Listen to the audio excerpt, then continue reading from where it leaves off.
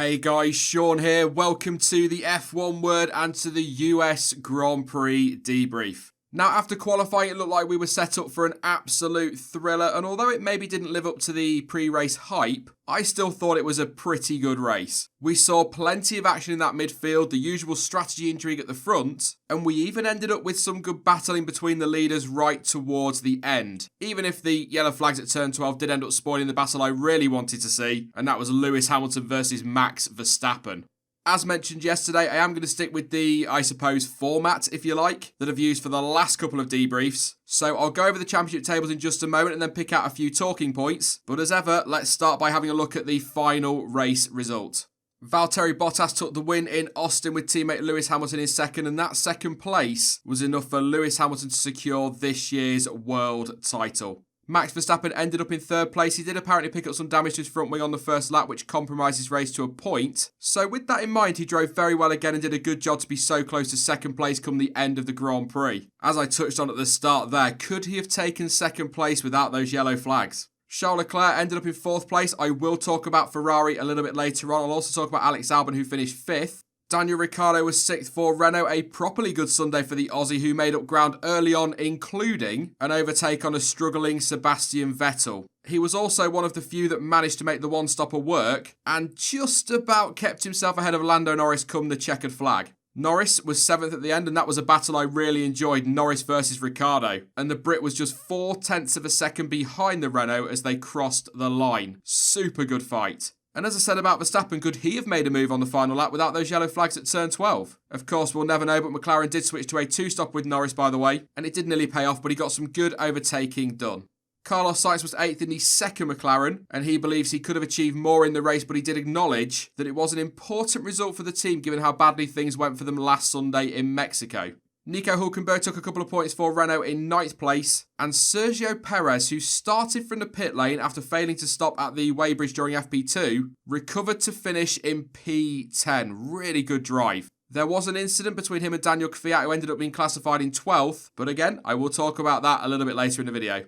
Kimi Raikkonen was 11th, but he made a great start and looked on for some points at one point. And that would have been impressive given where he'd started and also Alpha's apparent lack of pace on Friday. But post-race, Kimi did say he was taking positives away from the weekend, something that was echoed by his teammate as well. But I've got to say, again going back to that Friday pace, Alpha were one of the surprises on Sunday. Just a shame they couldn't get a point or two out of it.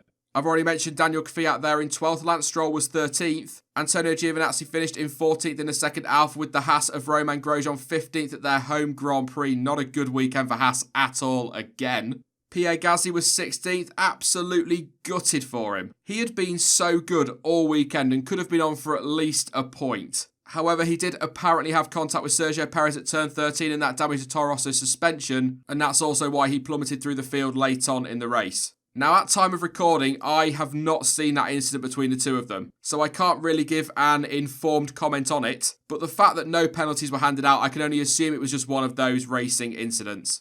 And your retirements for the US Grand Prix, I am going to put Kevin Magnussen there despite the fact he was classified 18th, because at the end of the day, he didn't cross the line and didn't finish the race. Yes, I am that pedantic. But his brakes failed at turn 12. A big puff of brake dust came off his right front, and that just put him into a spin into the gravel. And that's the incident, by the way, that brought out the yellow flags. Robert Kubica retired after his car suffered a hydraulic issue around the halfway stage of the race. And Sebastian Vettel, whose right rear suspension failed at turn 9. But as I've already said, I will talk about Ferrari shortly, so I'll go over that one then.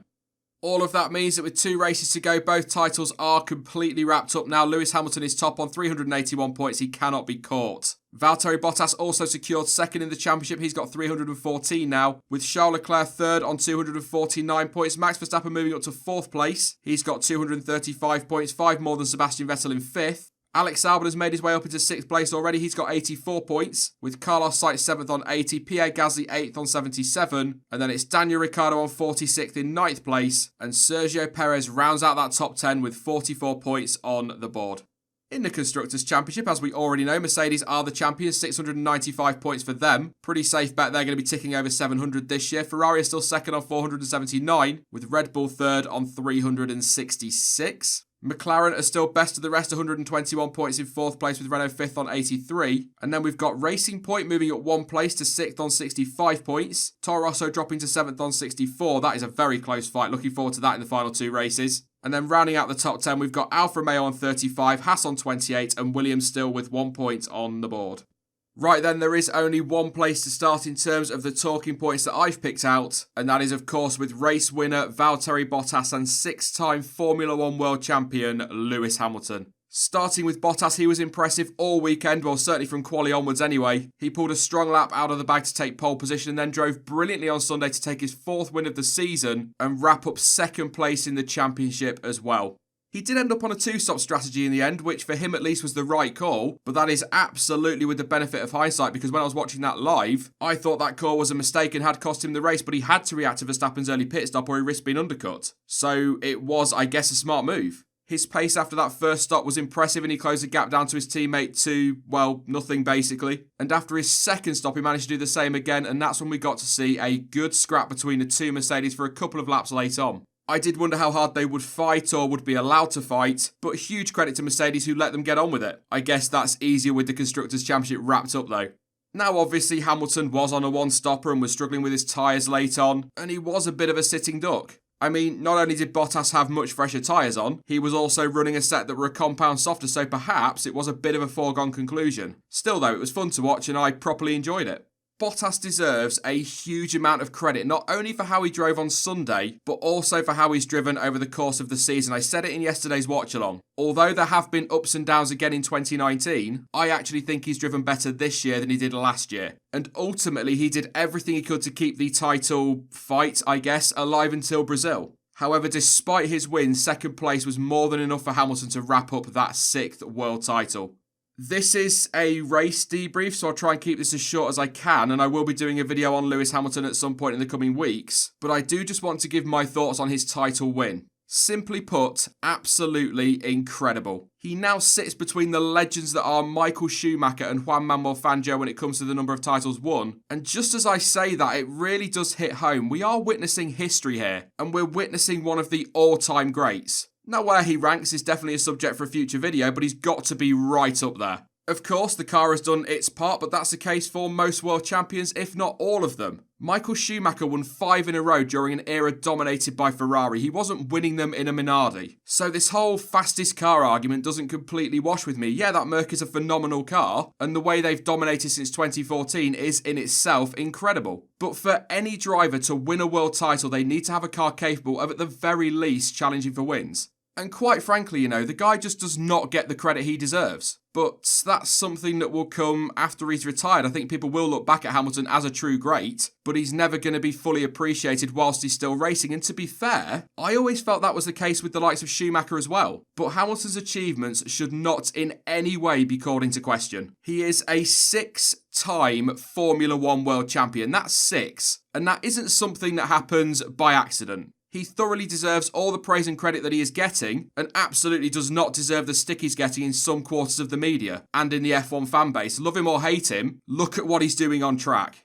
Looking at the race though, and once again yesterday, he showed just why he's on title number 6. Despite having tyres that were falling away and despite his own doubts about them being able to make it to the end, he still fought hard against his teammate for the win, and he didn't have to either. After all, 8th place was enough to wrap up that title. But he fought, and even if Max Verstappen had caught him and passed him, he would still have finished on the podium despite that inferior strategy. And let's not forget he did drive clean around the outside of Sebastian Vettel at turn 8. Yes, the Ferrari was struggling, but it was still a ballsy move with the title on the line potentially. I could sit here all day ranting about this because it is frustrating that he's not getting the credit he deserves, but like I say, that is definitely a topic for another video. All I can say is it was an impressive drive even though he didn't win the race, and it's been another brilliant season from the Brit. Massive congratulations to Hamilton for that 6th title, and I suppose the big question is now, will he match Michael Schumacher and make it 7 next year? Time to fly through a couple of other talking points then, and I will start with Ferrari on these. What can I say? What a miserable race for them. They had no pace whatsoever. What happened? They had good pace over one lap again, and Vettel was so close to pole position. However, when it came to their race pace on Friday, they didn't look particularly brilliant, yet it ended up being even worse during the actual race. Vettel had a poor start and struggled to get his tyres working in the opening laps, and that saw him drop from 2nd to 7th. Then, just as he looked to be getting on top of things, his suspension broke, and that was game over for Seb. According to Mattia Binotto, by the way, if you're interested, it was the upper arm that broke, and he also believes that the issue was right there from the start of the race. But Ferrari are, as you would expect, investigating, so hopefully they'll find out what caused that.